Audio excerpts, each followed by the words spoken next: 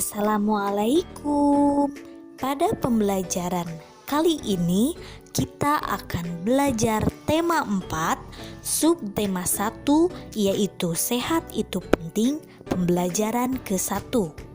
Media pembelajaran sistem peredaran darah manusia. Pada media pembelajaran kali ini yang akan kita pelajari adalah apa itu sistem peredaran darah, organ peredaran darah darah besar, dan peredaran darah kecil. Apa itu sistem peredaran darah?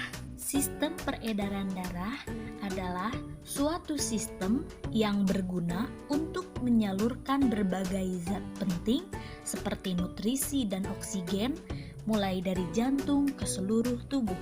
Sistem peredaran darah manusia merupakan peredaran darah tertutup, yakni darah mengalir di dalam pembuluh darah yang saling berhubungan, dan peredaran darah ganda, yaitu darah mengalir ke seluruh tubuh dengan melewati jantung sebanyak 2 kali.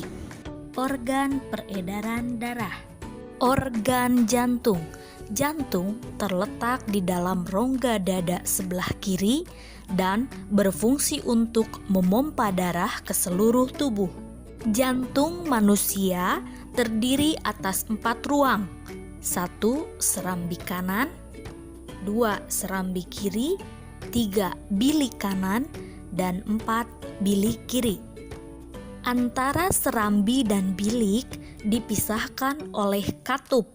Katup tersebut berfungsi agar darah yang sudah berada di bilik tidak kembali ke serambi. Pembuluh darah merupakan saluran tempat mengalirnya darah dari jantung ke seluruh tubuh dan dari seluruh tubuh kembali lagi ke jantung. Pembuluh darah terdiri dari pembuluh nadi atau arteri dan pembuluh balik atau vena. Pembuluh nadi merupakan pembuluh yang mengalirkan darah dari jantung ke seluruh tubuh, dan pembuluh balik merupakan pembuluh yang mengalirkan darah dari seluruh tubuh menuju jantung. Berikut ini perbedaan pembuluh nadi dan pembuluh balik.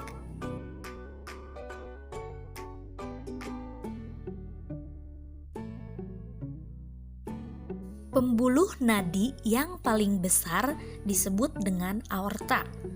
Pembuluh nadi dan pembuluh balik ini bercabang-cabang. Ujung cabang pembuluh terkecil disebut dengan pembuluh kapiler. Pada pembuluh kapiler inilah terjadi pertukaran antara oksigen dan karbon dioksida. Fungsi organ-organ peredaran darah. Serambi kanan berfungsi menerima darah kotor atau darah yang kaya akan karbon dioksida dari seluruh tubuh. Serambi kiri berfungsi menerima darah bersih atau darah yang kaya akan oksigen dari paru-paru. Bilik kanan memompa darah kotor dari jantung ke paru-paru. Bilik kiri memompa darah bersih dari jantung ke seluruh tubuh. Vena pulmonalis membawa darah yang banyak mengandung oksigen dari paru-paru ke jantung. Arteri pulmonalis mengalirkan darah yang banyak mengandung karbon dioksida dari jantung ke paru-paru. Paru-paru berfungsi sebagai penyuplai oksigen ke dalam darah. Peredaran darah besar. Peredaran darah besar adalah peredaran darah yang berasal dari jantung menuju ke seluruh tubuh dan kembali lagi ke jantung. Berikut ini urutan peredaran darah besar pada manusia.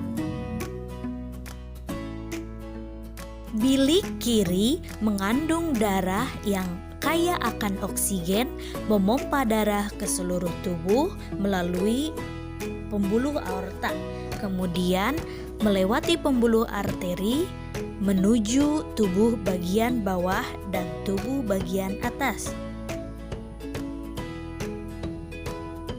Setelah peredaran darah sampai ke seluruh tubuh, tubuh, terjadi pertukaran gas oksigen dan karbon dioksida pada pembuluh kapiler. Kemudian, darah yang kaya karbon dioksida kembali ke jantung melewati pembuluh vena dan sampai pada serambi kanan. Peredaran darah kecil. Peredaran darah kecil adalah peredaran darah yang berasal dari jantung menuju paru-paru dan kembali lagi ke jantung.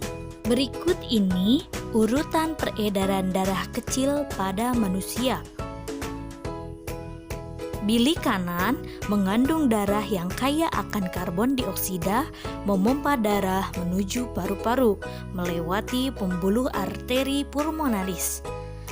Kemudian, di paru-paru terjadi pertukaran karbon dioksida dan oksigen.